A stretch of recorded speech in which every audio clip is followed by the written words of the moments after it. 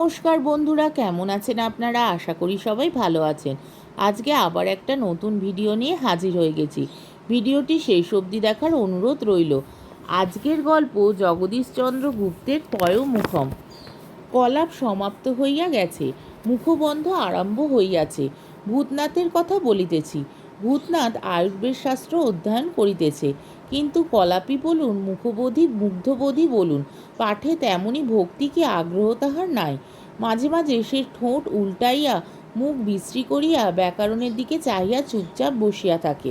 ভূতনাথের পিতা কবিরাজ শ্রী কৃষ্ণকান্ত সেন শর্মা কবিভূষণ মহাশয় স্বয়ং পুত্রকে শিক্ষাদান করিতেছেন, কিন্তু আরম্ভে একটু বিলম্ব ঘটিয়া গেছে। ভূতনাথের বয়স গত অঘ্রাণে অষ্টাদশ উত্তীর্ণ হইয়া ঊনবিংশে পদার্পণ করিয়াছে। সন 1301 সালে তার জন্ম। ভূতনাথের মেধা কোনোদিনই তার নিজের অলঙ্কারের কি গুরুবর্গের অহংকারের বস্তু হইয়া ওঠে নাই। তা না হোক, মেধা মানবজাতির পৈতৃক সম্পত্তি নয়।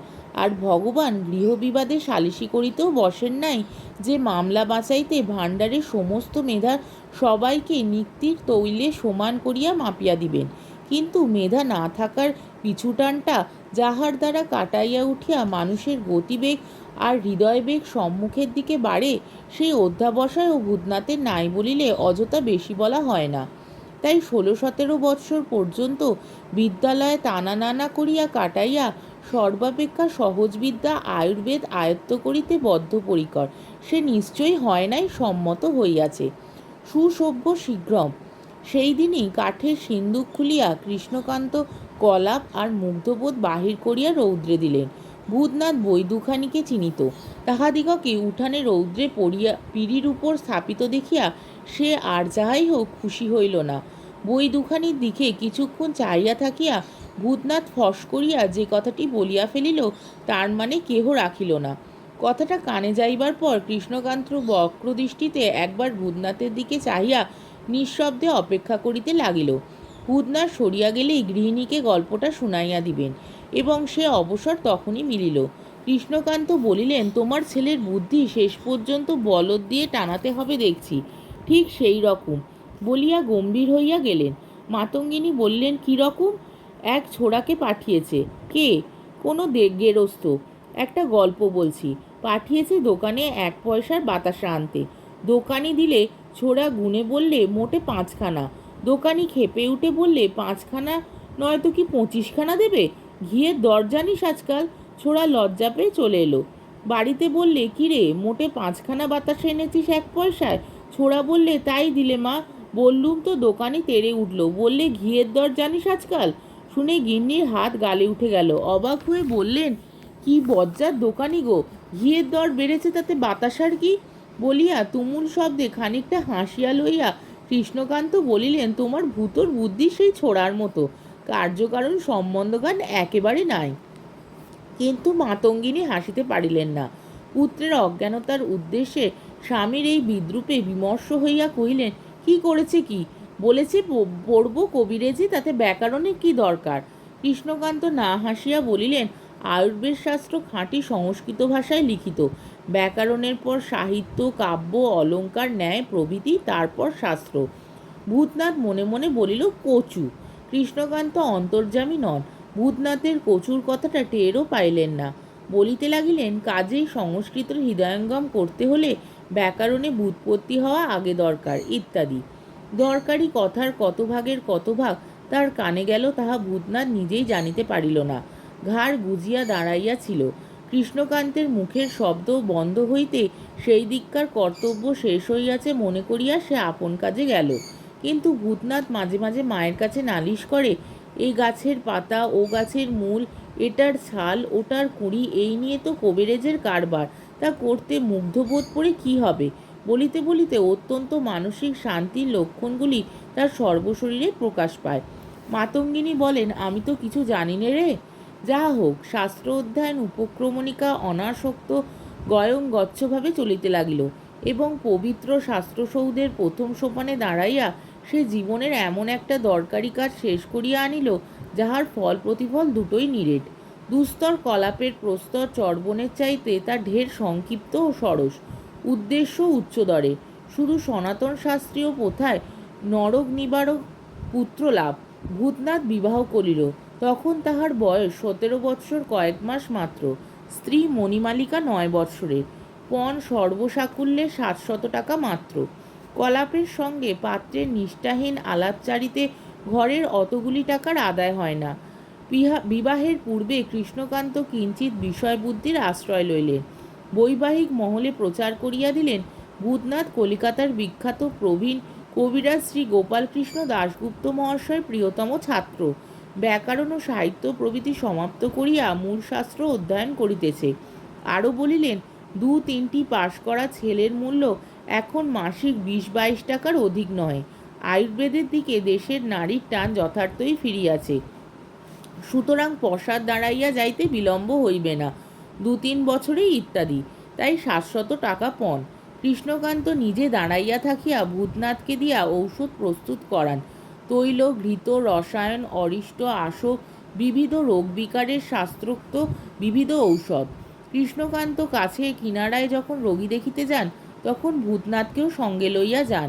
পথে আসিতে আসিতে বুঝাইয়া দেন রোগ লক্ষণ, কোন রসাধিক্যে কোন রোগের হেতু, কিভাবে তার বিস্তৃতি ও নিবৃত্তি, পিত্ত শ্লেষ্মা বায়ুর কোনটা কুপিত হইয়া এই রোগীর রোগ কিভাবে জটিল করিয়া তুলিয়াছে, এমনই সব ভূয় দর্শনের কথা। ভূতনাথ গাছগাছরা ফল মূল কিছু কিছু চিনিয়াছে।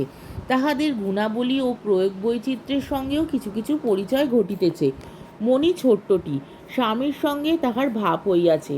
ভূতনাথ মণিকে রাগায়, কাঁদায়, আবার খিলখিল করিয়া হাসায়ও। মাঝে মাঝে মণি যখন বাপের বাড়ির কথা ভাবিয়া মুখ ভার করিয়া থাকে, তখন তাহাকে আড়ালে ডাকিয়া লইয়া সদুপদেশও দেয়। বলে, এই তোমার আপন বাড়ি। কিন্তু অবুঝ মণি হঠাৎ অতটা উদার হইয়া উঠিতে পারে না। বলে, ধ্যাৎ, এ তো তোমাদের বাড়ি, আমাদের বাড়ি। ভূতনাথ বলে, তা বটে, কিন্তু তুমি যখন বড় হবে তখন বুঝবে সে বাড়ি তোমার দাদা বৌদি, এই বাড়িই তোমার। তারপর ছেলেপিলে হলে মণি এবার লজ্জায় পাইয়া হাসে। বলে, ধ্যাৎ, মণি দুবারকা দুটি ভৎসনার কত তফাৎ ভূতনাথ তা বোঝে। খুশি হইয়া উঠিয়া যায়। ভূতনাথের ছোট ভাই দেবনাথ ঘরে ঢুকিয়া বলে, তুমি বৌদি না ছাই, বলিয়া বুড়ো আঙুল দেখায়। মণি কথা কহে না। দেবনাথ বলে, বললুম দুটো আম ছাড়াও নুন লঙ্কা মেখে খাই, তখন কথাই কওয়া হলো না। এখন দাদার সঙ্গে দেখা হয়েছে আর সোহাগের হাসি হচ্ছে, এই বয়সেই শিখেছ ঢের। মনির কিন্তু মনেও আসে নাই যে এই বয়সে দেবনাথও শিখিয়াছে ঢের। বেশ বেশ, চলো দিচ্ছি গে, বলিয়া মণি লাফাইয়া ওঠে। মণির জ্বর হইল, উজ্জ্বল মণি ম্লান হইয়া গেল। কৃষ্ণকান্ত নারী দেখিয়া বড়ি দিলেন। তাহাতে জ্বর ছাড়িল বটে, কিন্তু প্রাণরক্ষা হইল না। শেষ রাত্রি হইতে হঠাৎ ভেদ আরম্ভ হইয়া বেলা 2টার সময় মণির নাড়ি ছাড়িয়া গেল। স্মৃতি ভরা সিঁদুর লইয়া, লাল পেড়ে শাড়ি পরিয়া, আলতায় পা রঞ্জিত করিয়া খেলার পুতুল একরত্তি মণি কাঠের আগুনে পুড়িয়া ছাই হইয়া গেল। মাতঙ্গিনী চোখের জল মুছিয়া স্বামীর সম্মুখে আসিয়া দাঁড়াইলেন। বলিলেন, হ্যাঁ গা, এক ফোঁটা ওষুধও তো দিলে না।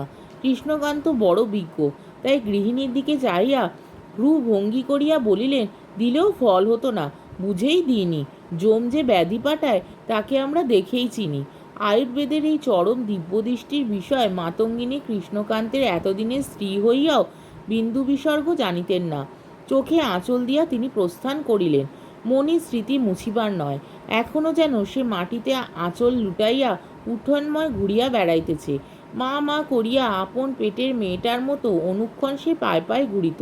সে যে ছেলে মানুষ, ইহা কেমন করিয়া ভুলিয়া যাইয়া তিনি মনির কাজের ভুল ধরিয়া ধমক দিতেন। মনির মুখখানি বিষণ্ণ হইয়া উঠিত। এই ম্লান, এই উজ্জ্বল পরক্ষণেই সে মামা বলিয়া ঘেঁষিয়া আসিত। মাতঙ্গিনীর বুক ফাটফাটো করে। ভূতনাথও কাঁদিল বিস্তর। কলাপ কিছুদিন রোগীর প্রলাপের মতো অসহ্য হইয়া রহিল। সংসারে শোকতাপ আছেই, আবার ভগবদ ইচ্ছায় মানুষ শোকতাপ ভুলিতেও পারে। দিন দিন দূরত্ব বাড়িতে বাড়িতে মনির শোক কৃষ্ণকান্তের ভগবদিচ্ছায় গৃহ হইতে একেবারে নিষ্ক্রান্ত হইয়া গেল। ভূতনাথ পুনরায় কলাপে মন দিল। কৃষ্ণকান্ত ভূতনাথের পুনরায় বিবাহ দিলেন। বলিলেন, স্বয়ং শিব 2বার বিবাহ করিয়াছিলেন, কিন্তু অসৌচ মুক্তির পর অষ্টাহের মধ্যে শিবের পাত্রী স্থির হইয়া গিয়াছিল কিনা তাহা তিনি উল্লেখ করিলেন না। এবার পণ 500 টাকা, কিছু লোকসান গেল। মণি মরিয়া পাত্র হিসাবে ভূতনাথের জীবনে খাদ মিশাইয়া দিয়া গেছে। বৈবাহিক মূল্যের কিছু লাঘব হইয়াছে, তাই কৃষ্ণকান্তের 200 টাকা। কিন্তু বউটি এবার আরও ভালো। চমৎকার একটা সুহসিত প্রসন্ন লক্ষ্মীশ্রী অনুপমার মুখপদ্মে বিরাজ করিতেছে, যেন বার্লাক সিন্দুর শোভিত উষা। সেই দিকে চাহিয়া মাতঙ্গিনীর চোখের পলক পড়িতে চাহে না।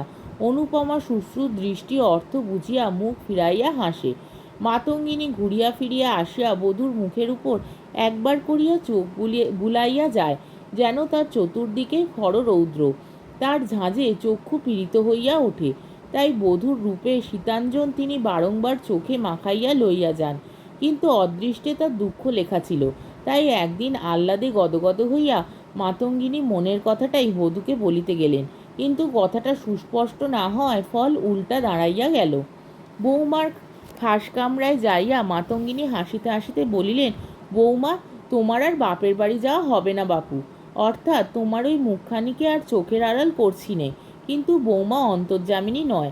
শাশুড়ির অভিলাষ শুনিয়া অনুপমা আর অনুপম চক্ষু দুটি তুলিয়া সোজা মাতঙ্গিনীর দিকে চাহিল, এবং মাতঙ্গিনীর আশা আকাঙ্ক্ষা আহ্লাদ ঘূর্ণি বায়ুর মতো আবর্তিত হইতে হইতে কোথায় যে মিলাইয়া গেল তার চিহ্নও রইল না।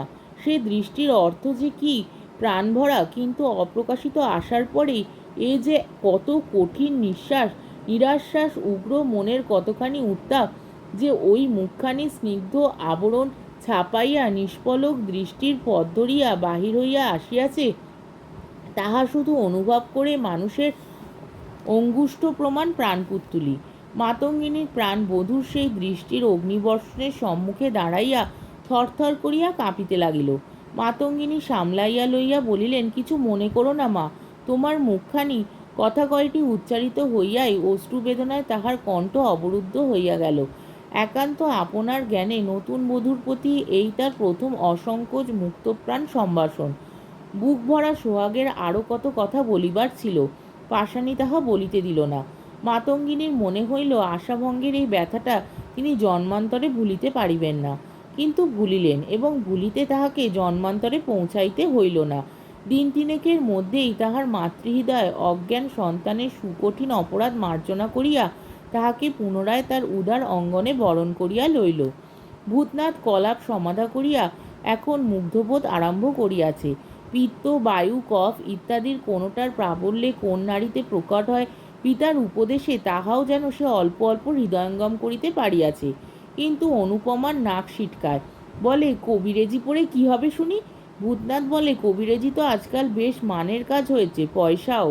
তা জানি, কলকাতায় গিয়ে বসতে পারবে। ভূতনাথ যেন অপ্রস্তুতে পড়ে, বলে, দেশতেও তো বেশ পয়সা আছে। আমাদের সেই বনমালী কবিরেজ এর মতো কবিরেজ হতে হবে তো? তার তো নেংটি ঘোচে না। আমরা তাকে বলি বোকরেজ মশাই বলিয়া অনুপমা খিলখিল করিয়া হাসে। ভূতনাথ মর্মাহত হয়। কবিরাজিকে সে নিজেও বড় শ্রদ্ধার চোখে দেখে না। জঙ্গল কাটার, শুকনো কাঁচা জঙ্গল জড়ো করা কবিরাজি যে হাল ফ্যাশনের খুব বড় একটা গর্বের জিনিস, ইহাও সে মনে করে না। তবু কবিরাজি সে হইবে, অদৃষ্টের লিখন তাই। তাই নিজের স্ত্রীর মুখে সেই কবিরাজির প্রতি অপার অবজ্ঞার কথা শুনিয়া সে সত্যিকার ক্লেশই পায়। কিন্তু অনুপমা মনি নয়। অনুপমাকে ধমক দিলে ধমকের প্রতিধ্বনি যাহা সঙ্গে সঙ্গে ফিরিয়া আসিবে, তাহা মূলধ্বনিকে বহু নিম্নে রাখিয়াই আসিবে, তাহা সে বেশ জানে। অনুপমা অন্যদিকে মুখ ফিরাইয়া থাকে। ভূতনাথ চলিয়া আসিতে পা তোলে। অনুপমা হঠাৎ জিজ্ঞাসা করে, তোমার নাম রেখেছিল কে? বাবা রেখেছিলেন। নামের মানে তো মহাদেব নয়? বলিয়া অনুপমা হাসিয়া আকুল হইয়া যায়। সম্মুখে হাসির মুক্তধারা, উদ্বিন্ন নিটোল যৌবন, মুক্তমালার মতো দন্তপাটি, আরক্ত গণ্ডতট, ফুল্ল অধরপুট। কিন্তু ভূতনাথ ঘামিয়া অস্থির হইয়া ওঠে। ঠিক সে ধরিতে পারে না, কিন্তু তাহার মনের দুয়ারে কেমন একটা দুঃসংবাদ আসিয়া পৌঁছায়। অন্তরের অতি সুকোমল স্থান সুতীক্ষ্ণ কাঁটার মতো একটা ব্যথা ফোটে। কাহার প্রচ্ছন্ন কায়ার নিষ্ঠুর একটা কালো ছায়া বুক জুড়িয়া পড়ে। চারিদিক অশ্রু কলঙ্কে মলিন হইয়া ওঠে। ভূতনাথ উঠিয়া পড়ে, ধরা গলায় বলে, আমি আসি। অনুপমা বলে, দন্তচূর্ণ পাকে চড়িছে, এসেছো বুঝি? তা এসো। মাতঙ্গিনী ছেলের কাতর মুখ দেখেন। তার সর্বজ্ঞ মাতৃহৃদয়ের কাছে ভিতরের অনন্ত দুঃখের বার্তাটি 16 আনায় আসে। মনটি তার লুটিয়া লুটিয়া ভগবানের পা ধরিতে ছোটে। কৃষ্ণকান্ত একদিন প্রকাণ্ড 1 টাকার তোড়া সিন্ধুকে তুলিয়া মাতঙ্গিনীকে ডাকিয়া বলিলেন, বৌমাকে বিশেষ যত্নিয়াত্তি করো, ও লক্ষ্মীর অংশ প্রবল। মাতঙ্গিনী টাকার তোড়াটা দেখেন নাই। হঠাৎ কথাটা বুঝিতে না পারিয়া স্বামীর মুখের দিকে চাহিয়া রইলেন। কৃষ্ণকান্ত বলিলেন, এবার পাটে 2000 টাকা মুনাফা হয়েছে, আর তখনকার তৃপ্তিটুকু উপভোগের জিনিস। দেবনাথ সেখানে উপস্থিত ছিল। মাতঙ্গিনী কিছু বলিবার পূর্বেই সে বলিয়া উঠিল, মণিবউই ঠিক ছিল ভালো। এ একটা কি এনেছো দাদাকে বিয়ে দিয়ে? গুরু তুলেই আছে দেমা। কৃষ্ণকান্তের হাতের এক চড় খাইয়া দেবনাথের অনধিকার চর্চা বন্ধ হইয়া গেল। পুত্রবধূতে লক্ষ্মীর অংশ প্রবল হইলেও কৃষ্ণকান্তের মুনাফার টাকা পর বৎসরেই ওই পাটের টানেই বাহির হইয়া গেল। অনুপমা জ্বর হইয়াছে। জ্বর অল্পই, কিন্তু অনুপমা লাথি ছুঁড়িয়া, কিল ছুঁড়িয়া, কাঁদিয়া, বায়না লইয়া, বাটি আঁচড়াইয়া, ঔষধপত্র ফেলিয়া দিয়া এমন কাণ্ড বাঁধাইয়া তুলিল, যেন লজ্জা সরম আর সহিষ্ণুতা বলিয়া সংসারে কোনো জিনিসই নাই। তাহার কাছে ধমক না খাইল এমন লোক নাই। মাতঙ্গিনী পথ্য দিতে আসিয়া অকথ্য অপমানিত হইয়া গেলেন। ভূতনাথ চর খাইতে খাইতে বাঁচিয়া গেল। দেবনাথের দিকে তো পাই তুলিল। যা হোক, বহু তাণ্ডব কাণ্ড দেখাইয়া জ্বর ছাড়িয়াছে। অনুপমা অন্নপথ্য করিয়াছে, কিন্তু সেই দিনই ভোররাত্রে ভেদ আরম্ভ হইয়া বিকেল নাগাদ তার ধাত বসিয়া গেল।